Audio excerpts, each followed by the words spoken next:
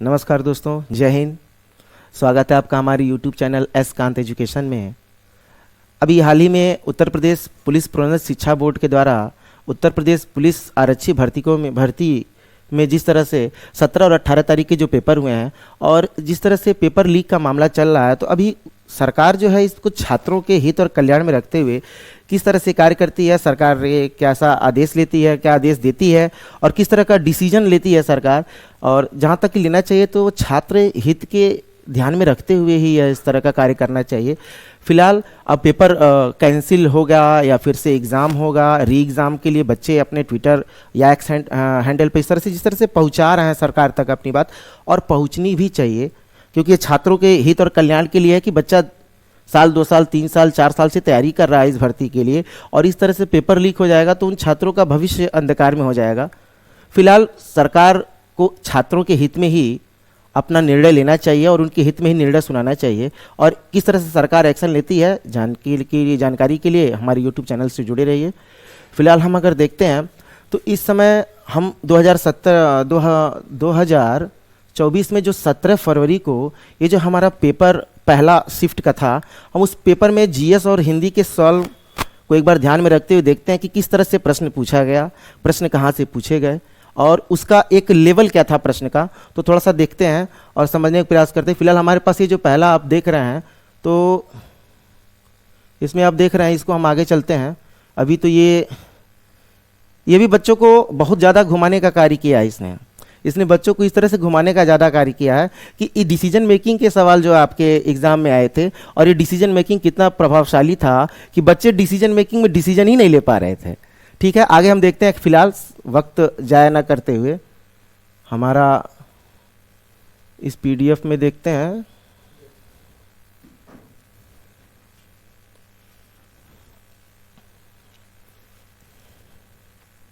हाँ, देखिए यहाँ से स्टार्ट है हमारा, ये पहला सेक्शन हमारा जीएस का ही है, और जीएस के कुल 37 क्वेश्चन पूछे गए, 38 क्वेश्चन इस बार हिंदी से थे। तो जीएस में देखिएगा पहला जो क्वेश्चन पूछा गया आपका, पहला क्वेश्चन ये था, क्वेश्चन आपका देखेंगे तो ये 35 से स्टार्ट है। यहाँ पे क्वेश्चन है कि निम्नलिखित में कौन सी भारत के पूर्वी तट पर स्थित खारे पानी की सबसे बड़ी लैगून झील। अब लैगून झील की बात कर रहा है तो समुद्र का वह जल जो अपने एक सीमावर्ती क्षेत्रों में अगर आ जाता और फिर वापस नहीं जाता तो वो नमकीन और खारे जल को हम लैगून झील कहते हैं। तो ये एक तो देखिए लिखा भारत के पूर्वी तट पर, पंचभद्रा कर्नाटक में तो ये होगा नहीं, कोलेरू झील आपका केरल में, पश्चिम तट पर लोनार आपका महाराष्ट्र में, तो इस जाहिर सी बात इसका आंसर ए आपका है, चिल्का उड़ीसा, और ये भारत की सबसे बड़ी लैगून झील है। आगे देखते हैं आपका आगे, श्वेत प्रकाश कितने रंगों से मिलकर बना होता है। तो श्वेत प्रकाश देखिए व्हाइट पूछ रहा है, ये तो फिजिक्स का क्वेश्चन है, हम लोग हाई स्कूल तक पढ़े थे। ये 7 होगा, इसका आंसर कितना होगा, 7 हो जाएगा इसका। ठीक है, अगला क्वेश्चन देखते हैं। ग्रेट बैरियर रीफ निम्नलिखित में से किस देश के तट पर स्थित है। तो ये देखिए ग्रेट बैरियर रीफ ये है, ये ग्रेट बैरियर रीफ की बात करें, ये ग्रेट बैरियर रीफ जो है ये ऑस्ट्रेलिया में, आप अगर ऐसे देखेंगे तो ये ऑस्ट्रेलिया का जो मानचित्र है, इसके उत्तर पूर्वी क्वींसलैंड के सहारे जो है ये आपका एक ग्रेट बैरियर रीफ, जिसको मूंगे की चट्टान भी कहते हैं। क्या कहते हैं, मूंगे की चट्टान। और ये फिलीपींस होगा नहीं, इंडोनेशिया होगा नहीं, दक्षिण पे इसका आंसर क्या हो जाएगा, ऑस्ट्रेलिया। आगे हम देखते हैं, निम्नलिखित में कौन सा 1946 की बात कर रहा है। ये 1946 में 9 दिसंबर 1946 को संविधान सभा की पहली बैठक होती है। तो दिसंबर 1946 में भारत की संविधान सभा के अध्यक्ष पूछ, ये पहला और अस्थाई का तो सवाल ही नहीं, क्योंकि इसमें डॉक्टर सच्चिदानंद सिन्हा का क्वेश्चन तो है ही नहीं ना, वो ऑप्शन में है। तो जाहिर सी बात इसका आंसर क्या हो जाएगा, डॉक्टर राजेंद्र प्रसाद। फिर आगे देखते हैं हम लोग इसी पर, ये देखिए प्रयाग प्रशस्ति लेख, ये प्रयाग यानी प्रयागराज इलाहाबाद, यही प्रयाग प्रशस्ति की रचना निम्नलिखित में किसके द्वारा संस्कृत में की गई थी। तो देखिए इसमें हरिसेन जो था ये समुद्रगुप्त का दरबारी कवि था, उसी के द्वारा प्रयाग प्रशस्ति लेख की रचना की गई है, संस्कृत में था। आगे हम देखते हैं इसमें क्वेश्चन नंबर 40 देखते हैं जल्दी से। अंगूर की खेती, अब देखिए एक क्वेश्चन आजकल बड़ा ट्रेंडिंग में चल रहा है, अंगूर की खेती को अभी कुछ दिन पहले इसने टीजीटी और पीजीटी में क्वेश्चन दिया था कि द्राक्षा कृषि, ये क्वेश्चन आता ना, ये द्राक्षा कृषि कल्चर एग्रीकल्चर से क्वेश्चन पूछते हैं, द्राक्षा कृषि या अंगूर की खेती।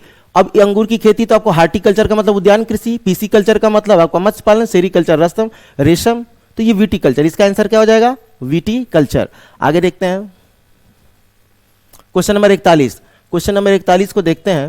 क्वेश्चन नंबर 41 जो है बैला डीला। अब क्वेश्चन देखिए किस तरह से दिया है कि बैला डीला की पहाड़ियां, बैल के कुबड़, ये सब सिर्फ आपको एक कंफ्यूजन के मूड में डालने के लिए चीज रखे रहती हैं, लेकिन ये बैला डीला की पहाड़ियां बैल के कुबड़ की तरह दिखती हैं। पहाड़ियों की यह श्रृंखला भारत के निम्नलिखित किस राज्य में पूछ रहा है? तो बैला डीला छत्तीसगढ़। क्या होगा आंसर? इसका आंसर हो जाएगा छत्तीसगढ़।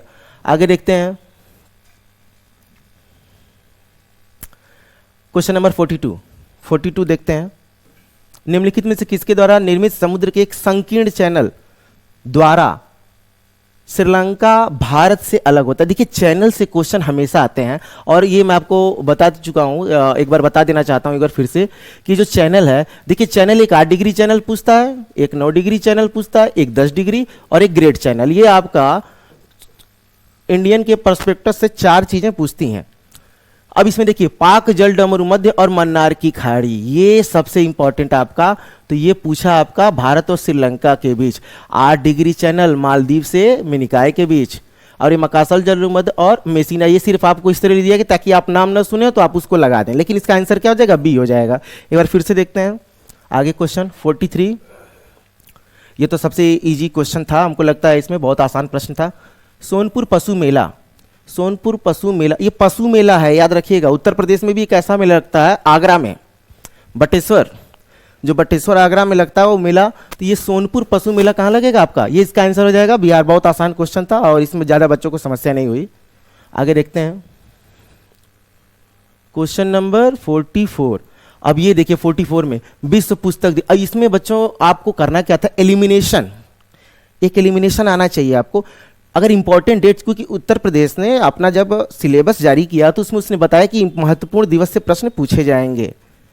25 जून, 7 अप्रैल को तो पता विश्व स्वास्थ्य दिवस है, तो इसे मनाया नहीं जाएगा।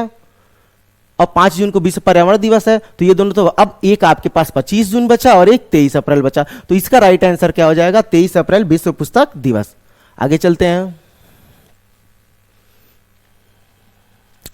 ये क्वेश्चन थोड़ा सा, ये क्वेश्चन ऐसा था कि एक उत्तर प्रदेश के आरक्षियों के द्वारा, ये प्रश्न जो है थोड़े से इसका लेवल बहुत अच्छा था। देखिए निम्नलिखित में से किस राज्य के कुछ हिस्सों में कितने 400 साल पहले, 400 साल पहले नहर सिंचाई की एक स्थानीय प्रणाली है, देखिएगा स्थानीय प्रणाली विकसित हुई थी जिसे कुल्ल कहा जाता था, और यह था आपका कहां पर? हिमाचल प्रदेश। इसका राइट आंसर है। आगे हम लोग देखते हैं थोड़ा सा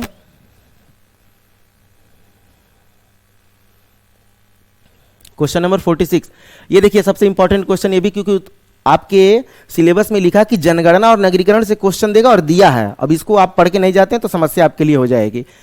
भारत में जनगणना संगठन के लिए, अब जनगणना संगठन के लिए, अब देखिए इसमें क्वेश्चन हर बार आपका, अभी हाल ही में आरओ में भी क्वेश्चन आया था जनगणना से, और कैसे आता है देखिएगा।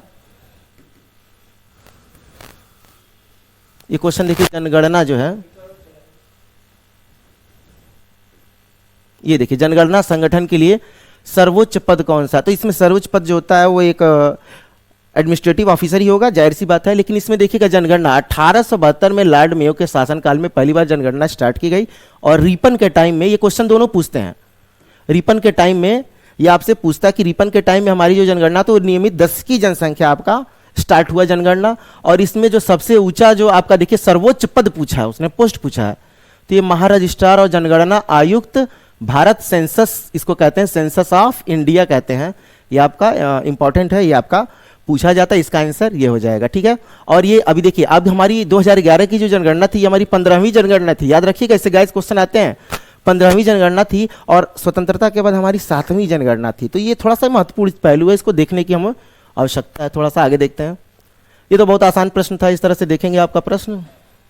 कुमार संभवम, देखिए कुमार संभवम हो गया, ऋतु संगारम हो गया, और मेघदूतम हो गया, अभिज्ञान शाकुंतलम, ये सब, मालविका अग्निमित्रम, ये सब जो है रचनाएं कालिदास। और इनका हो सकता है अगले किसी प्रश्न, अगले किसी एग्जाम में ये प्रश्न पूछ दे, शेक्सपियर ऑफ इंडिया,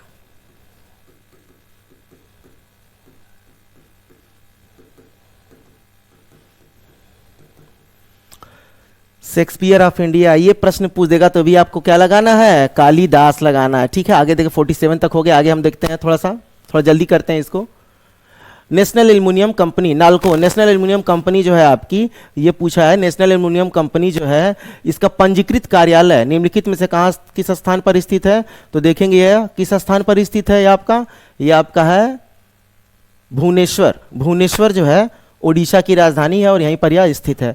आगे हम देखते हैं थोड़ा सा विश्व स्वास्थ्य संगठन WHO। अब इसका मुख्यालय पूछा है, अब देखिए इसका मुख्यालय पूछा और इसने कहा था अंतर्राष्ट्रीय संगठन से एक प्रश्न निश्चित रूप से आएंगे और आया, और हर बार ऐसे आता है, इसको थोड़ा ध्यान दीजिएगा कि इस बार आपने जो एक अपने मन में एक फिनोमिना बना लिया था कि जीएस पढ़ना है, जीएस पढ़ना है, इतिहास भूगोल। अब देखिए इतिहास भूगोल संविधान एक क्वेश्चन बस, और सारे क्वेश्चन उसने स्टैटिक जीके से दिए हैं और उसने यूपी स्पेशल से क्वेश्चन दिया है, मिसलेनियस के पॉइंट को ज़्यादा कवर किया है, इसीलिए प्रश्न देखिएगा इस तरह से हैं। तो जो बच्चे कोर अगर आप देखेंगे जीएस पढ़ के गए थे तो उनका पेपर ये बहुत अच्छा होने वाला नहीं है।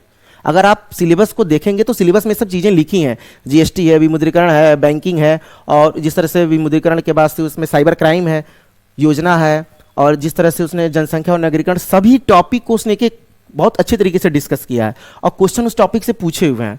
आगे हम देखते हैं थोड़ा सा। अब यहाँ पर देखिएगा WHO का मुख्यालय निम्नलिखित किस स्थान पर है? तो देखिएगा WHO का मुख्यालय जो है ये आपका है कहाँ पर? यह आपका स्विट्जरलैंड जेनेवा, जेनेवा जो है स्विट्जरलैंड का एक शहर है, वहीं पे है। पेरिस फ्रांस में देखिएगा यूनेस्को का मुख्यालय है। ब्रुसेल्स बेल्जियम, ये ब्रुसेल्स में NATO North Atlantic Treaty Organisation 1949, और एम्स्टर्डम नीदरलैंड, ये आप देखिएगा, ये देखिए नीदरलैंड, ये आपका जो नीदरलैंड एम्स्टर्डम है ना, ये एमनेस्टी का मुख्यालय है। तो क्वेश्चन बहुत कोई ऐसा नहीं था लॉजिकली कि बहुत, ये इसका आंसर होगा ये बी, इसको मत मार दीजिएगा, ये है आंसर, ये जिनेवा स्विट्जरलैंड। स्विट्जरलैंड में जिनेवा एक शहर है जहाँ पे बहुत सारे मुख्यालय बने हुए हैं, आप देख सकते हैं उसको। आगे देखते हैं, ये देखिए क्वेश्चन नगरीकरण का क्वेश्चन है, ये किसी देश की शहरी क्षेत्रों में, अब देखिएगा ध्यान से दिया है शहरी क्षेत्र, तो ये शहरी क्षेत्रों में रहने वाली आनुपातिक जनसंख्या में वृद्धि को निम्नलिखित में से क्या कहा जाता? तो देखिए क्वेश्चन का ये जो एक पूछने का जो तरीका था, उसने पूछा कि आनुपातिक जनसंख्या में वृद्धि को क्या कहा जाता है? अनियोजित विकास, ग्रामीकरण, औपनिवेशीकरण से, तो इसका आंसर क्या होना चाहिए? शहरीकरण होना चाहिए। खैर आयोग इसके लिए जो भी आंसर दे, लेकिन इसका आंसर जो है शहरीकरण, ये लॉजिकली आपका आंसर सही होगा। आगे देखते हैं क्वेश्चन नंबर 51 यानी कि 51। ये देखिए, ये हर बार जो है आयोग कहता है कि ये उसने बताया था 2018 में पेपर में एक योजना शुरू हुई थी उत्तर प्रदेश में जिसका नाम था एक जिला एक उत्पाद यानी ODOP, और ODOP में 75 जिलों में 75 उत्पादों को रखा गया था। अब इसमें हम देखेंगे उत्तर प्रदेश में भदोही, संत रविदास नगर, भदोही, ये किसके लिए प्रसिद्ध? तो हम लोग को पता है, भदोही हो गया, मिर्जापुर हो गया, सोनभद्र हो गया, ये सब किसके लिए? ये सब आपके हो जाएंगे कालीन बुनाई, इसका राइट आंसर ये हो जाएगा। आगे हम लोग देखते हैं क्वेश्चन नंबर 52, निम्नलिखित में कौन सा उत्तर प्रदेश का राज्य वृक्ष है? अब भैया पता नहीं इसमें लोगों को क्या ऐसा नजर आया कि कई लोगों ने मैंने देखा है बरगद मारे हैं। अरे भाई पूछा है उत्तर प्रदेश का राज्य वृक्ष और अपराष्ट्रीय वृक्ष बरगद होता है, तो ये बरगद मारेंगे तो फिर वही है, बरगद की शाखाएं देखते हैं ना, वैसे ही है। लेकिन इसका आंसर क्या हो जाए? अशोक। ये क्वेश्चन हर बार पूछता है राजकीय पक्षी। अब इस बार का एक्सपेक्टेड क्वेश्चन ये होना चाहिए था कि भी हाल ही में उत्तर प्रदेश सरकार ने 6 अक्टूबर 2023 को किस राज्य, उत्तर प्रदेश के राज्य का जलीय जीव घोषित किया है? किसको? गंगैटिक डॉल्फिन, वो होना चाहिए था। खैर वो आंसर आपका इसका हो जाएगा, कौन सा इसका आंसर क्या हो जाएगा? इसका आंसर हो जाएगा आपका बरगद नहीं है, अशोक है। आगे देखते हैं क्वेश्चन नंबर 53। देखिए ये क्वेश्चन एक पर्यावरण से वो बोलता है, तो पर्यावरण में उत्तर प्रदेश के संदर्भ में पर्यावरण का प्रश्न है कि सुरहाताल प्रसिद्ध अभ्यारण्य है जिसमें साइबेरिया और अन्य ठंडे क्षेत्रों से, इस समय आप देखेंगे इलाहाबाद यानी प्रयागराज, वाराणसी आप चले जाएंगे तो वहाँ पर आपको ऐसे साइबेरियन पक्षी दिखाई देंगे। तो ये सुरहाताल प्रसिद्ध अभ्यारण्य जिसमें साइबेरिया और अन्य ठंडे क्षेत्रों में से कई प्रवासी पक्षी जो है आते हैं, और उत्तर प्रदेश में किस जिले में? ये सुरहाताल, तो सुरहाताल किस में? गोंडा ही नहीं, गोंडा नहीं, ये आंसर क्या हो जाएगा? बलिया हो जाएगा, बलिया सही आंसर। ठीक है, आगे देखते हैं, निम्नलिखित में से कौन सा सोशल मीडिया प्लेटफॉर्म पेशेवर नेटवर्किंग और नौकरी तलाशने? तो भैया देखिए नौकरी इंस्टाग्राम पे नहीं तलाशेंगे, उस पर रील्स बनाएंगे। फेसबुक पर आप हो सकता है कोई जॉब प्रोफाइल देख ले, स्नैपचैट वगैरह नहीं, ये सब सोशल नेटवर्किंग के ऐप हैं। लेकिन लिंक्डइन ये जो है आपका, ये आपका एक ऐसा प्लेटफॉर्म है जिसपे आपको ऑनलाइन, भैया आपने सफलता के क्या झंडे गाड़ रखे हैं सब इस पे आपको मिलेगा। ठीक है, आगे देखते हैं, क्वेश्चन नंबर 54 हो गया। आगे देखते हैं 55 पर। ये हमारी स्क्रीन पर 55वां प्रश्न देखिएगा। 55वां प्रश्न क्या है? मथुरा, बहुत कठिन सवाल था ये, तो बहुत कठिन सवाल था, समझिए। मथुरा में मथुरा निम्नलिखित में से किसकी जन्मस्थली है जिसे ब्रजभूमि के नाम से भी जाना जाता है? भगवान राम तो अयोध्या में पैदा हुए थे, तो होगा नहीं। गणेश भगवान कहाँ पैदा हुए थे? अभी तो इसकी एक जानकारी का प्रश्न दूसरा, शिव। तो इसका आंसर क्या हो जाएगा? ये सबसे कठिन प्रश्न यही था। ठीक, आगे देखते हैं, आगे देखते हैं क्वेश्चन नंबर 56 आपकी स्क्रीन पे दिख रहा है, अकबर का मकबरा। देखिए अकबर का मकबरा, इसमें अब कहीं आगरा तो आप खोज रहे होंगे, तो आगरा तो दिख रहा है, तो ये सिकंदरा, ये आगरा में, ये पहले अकबर को वहीं दफनाया गया था, तो ये अकबर का आंसर क्या हो जाएगा? ये अकबर का मकबरा आपका सिकंदरा में हो जाएगा। आगे क्वेश्चन हम लोग देखते हैं, बहुत ही इंपॉर्टेंट क्वेश्चन है ये थोड़ा सा एक ऐसा प्रश्न था ना, थोड़ा सा दिमाग हिलने वाला प्रश्न था कि उत्तर प्रदेश का कौन सा प्रसिद्ध लोक नृत्य धान और मक्के की खेती, अब धान और मक्का खेती में कौन सा गाना गाया जाता है, कौन सा नृत्य होता है? इसके देखिए रसिया, अब देखिए इसको एलिमिनेट करना है। रसिया जो आपका, ये अगले शिफ्ट में एक क्वेश्चन पूछा हुआ है कि कृष्ण और राधिका और गोपिकाओं के जो प्रेम प्रसंग का जो नृत्य था वो रसिया। वहां चरकुला भी ब्रिजभूमि का नृत्य है, जिसमें महिलाएं जो अपने सर पर, अब देखेंगे 108 दीपक को जलाकर रखना, डांस बहुत, ये कजरी। और ये हुरका बोल आपका उत्तराखंड का है, तो ये तो नहीं होगा, तो इसका आंसर क्या होना चाहिए? कजरी इसका राइट आंसर होना चाहिए। ठीक है, आगे देखते हैं।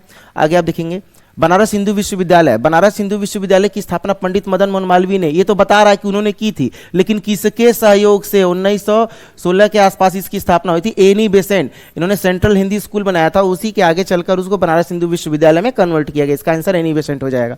आगे देखते हैं क्वेश्चन नंबर 59, यूपीएसएसएफ यानी Uttar Pradesh special security force, तो ये सोशल है, ये होगा नहीं। Solid, Uttar Pradesh social source कुछ नहीं, ये सीधा सा आंसर 59 का। आगे देखते हैं इसके, अब देखिए इसमें कुछ बच्चों को ये कहा है कि निवेश मित्र मोबाइल एप्लीकेशन भारत के निम्नलिखित में किस राज्य की एक पहल है? निवेश, तो देखिए आप परीक्षा दे रहे हैं उत्तर प्रदेश पुलिस प्रोन्नत शिक्षा बोर्ड का, तो जाहिर सी बात अगर किसी ने उत्तर प्रदेश ऐसे टिक करके लगा दिया है तो उसका आंसर क्या हो जाएगा? सही हो जाएगा। आगे देखते हैं इसमें, ये देखिए उसने कहा था आयोग ने कि विमुद्रीकरण से प्रश्न पूछेगा, और पूछा भी। 2016 में विमुद्रीकरण हुआ था। अभी विमुद्रीकरण का मतलब क्या होता है? उसने कहा कि विमुद्रीकरण को निम्नलिखित में किस नाम से? तो विमुद्रीकरण का मतलब नोटबंदी, तुरंत जो एक वैधानिक मुद्रा प्रचलन से बाहर, तो यह नोटबंदी हो जाएगा उसका आंसर। अब विमुद्रीकरण भारत में अब तक कितनी बार हुआ? 3 बार, 1946, 1978 और 2016। और सोचिए विमुद्रीकरण से एक क्वेश्चन यहां बनाया, और बच्चों को ये नहीं पता 2016 में 1978 में जब विमुद्रीकरण हुआ था, ये तो आजादी के पहले का है। ये जब हुआ था तो मोरारजी देसाई जनता पार्टी की सरकार, उनके टाइम में हुआ, और ये प्रधानमंत्री नरेंद्र मोदी इनके टाइम में। तो ये क्वेश्चन एक शिफ्ट में क्वेश्चन पूछा हुआ है। ये विमुद्रीकरण को जब हुआ था 8 नवंबर 2000, तो भारत के प्रधानमंत्री कौन थे? पूछा हुआ सवाल है, तो ये क्या क्वेश्चन आया था, तो ये नोटबंदी होगा इसका आंसर। आगे देखते हैं, ये क्वेश्चन बड़ी जबरदस्त क्वेश्चन, ये एक ऐसा प्रश्न था जिसने दिमाग हिला ही दिया है, क्योंकि ये क्या आंसर होगा किसी को पता ही नहीं है। इसका क्वेश्चन देखिए, उत्तर प्रदेश राजस्व संहिता 2006 के अनुसार एक अवधि या एक पट्टे, वचनबंध या अनुदान के तहत धारित की गई भूमि को क्या कहते हैं? इसका आंसर देखिए होल्डिंग यानी धृति भूमि। कृषि योग्य भूमि से इससे कोई मतलब है नहीं। बाग भूमि का मतलब जहां पे वो ग्रासलैंड एरिया होगा, जहां पर आप बाग वगैरह की भूमि होती है, जिसको बाग कहते हैं। और ये समेकित भूमि यानी किसी को आवंटित, किसी के नाम पे कोई प्रॉपर्टी उसको पुनः आवंटित करने की जो है वो समेकित भूमि कहलाएगा। तो इसका आंसर क्या हो जाएगा? डी। बहुत जबरदस्त क्वेश्चन ये, और बहुत इंपॉर्टेंट, आने वाले और एग्जामों में इस तरह के प्रश्न आपको देखने को मिल सकते हैं। एक आध प्रश्न तो ऐसे होनेंगे जिससे आपका दिमाग थोड़ा सा हिल जाए।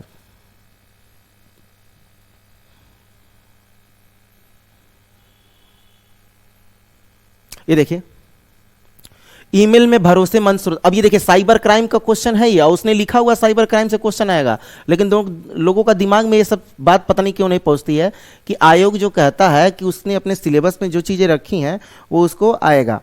ठीक है, तो देखिएगा ईमेल में भरोसेमंद स्रोत बनाकर दुर्भावनापूर्ण कारणों से के लिए संवेदनशील जानकारी जैसे यूजर नेम, पासवर्ड और क्रेडिट कार्ड, इन सब का विवरण आदि करने का प्रयास क्या कहलाता है? तो कुछ नहीं, इसमें फिशिंग है ये।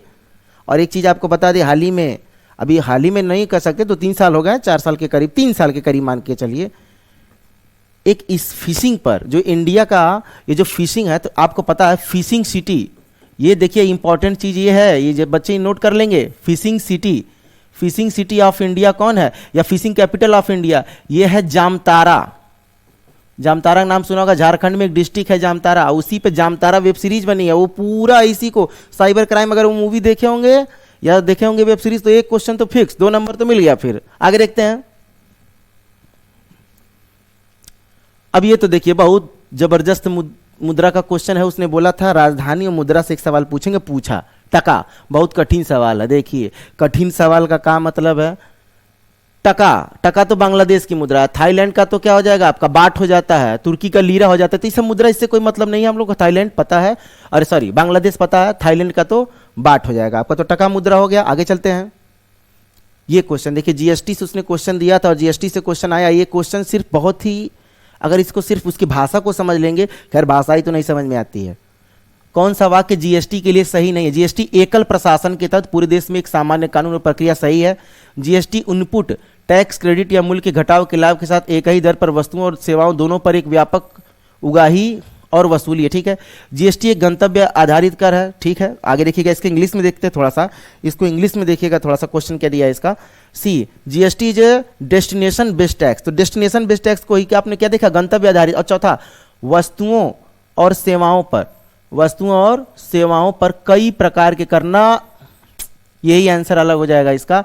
वन नेशन वन टैक्स, ये इसका एक फेनोमेना था, एक राष्ट्र एक कर, GST goods and service tax, Vijay Kelkar task force, आपको याद रखना होगा, ये भी एग्जाम में आया हुआ क्वेश्चन था इसी पर।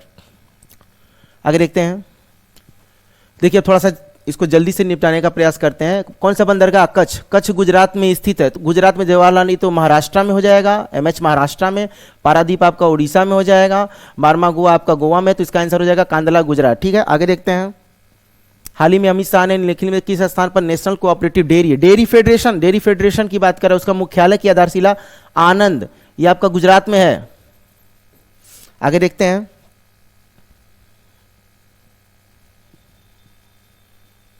निम्नलिखित में कौन सा पुरस्कार सहकारी और दुग्ध उत्पादक कंपनियों को आगे बढ़ाने, अब कह रहा है कि सहकारी और दुग्ध उत्पादक कंपनियों को आगे बढ़ने और प्रतिस्पर्धा भावना पैदा करने के प्रेरित करने हेतु दिया जाता है। अरे ध्यानचंद पुरस्कार होगा नहीं, अर्जुन पुरस्कार है नहीं, द्रोणाचार्य पुरस्कार, तीनों तो खेल वाला है, तो जो बचा वही तो आंसर है। ऐसे भी क्वेश्चन आए हैं जिनमें आपको कुछ नहीं आ रहा तो भी आंसर आप लगा लेंगे, ठीक है ना। आगे देखते हैं इधर। केंद्रीय मंत्रिमंडल ने हाल ही में भारत और निम्नलिखित में से किस देश के बीच प्रवासन और गतिशीलता समझौते को मंजूरी दी है, तो वो कौन सा आपका हो जाएगा, इटली, इटली आपका राइट आंसर है। आगे देखते हैं। हाल ही में भारतीय नौसेना का fast attack craft INS Kabra निम्नलिखित में से किस स्थान पर पहुंचा है, तो देखिएगा निम्नलिखित में से किस स्थान पर पहुंचा है, तो ये आपका कोलंबो, आपका आंसर क्या हो जाएगा इसमें, कोलंबो श्रीलंका, ये आपका राइट आंसर है, ये ठीक है ना। मालदीव उलदीव से मुद्दा इस समय भारत का सही नहीं चल रहा, आपने देखा होगा मालदीव को लेकर।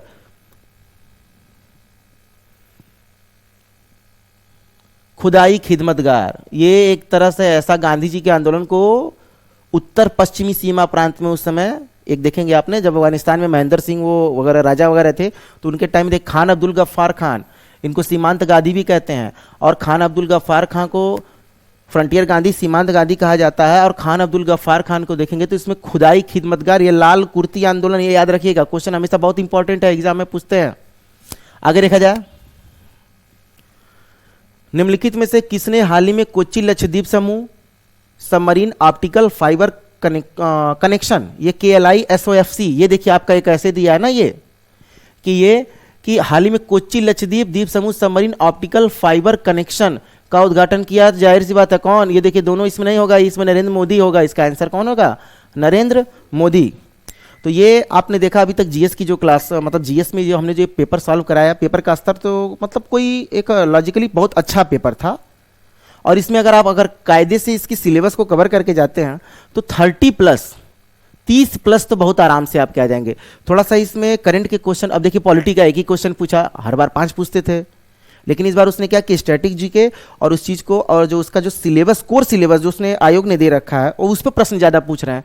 तो अगर आप इतिहास, भूगोल, संविधान ज़्यादा पढ़ के विज्ञान गए तो देखिए कितना क्वेश्चन मिले विज्ञान से, एक क्वेश्चन, और एक ही क्वेश्चन आपका पॉलिटी से मिला है। बाकी सारे क्वेश्चन आपके जो उसने सिलेबस दे रखे हैं उसी सिलेबस में बना के रखा। अगली सीरीज में इसको हम आपको हिंदी का इसका एक छोटा सा वीडियो लेके आते हैं जिसमें हिंदी के क्वेश्चन कैसे आए हुए थे उस पर डिस्कस किया जाएगा। तब तक के लिए हमारे चैनल से जुड़े रहिए और लाइक और सब्सक्राइब करते रहिए। जय हिंद।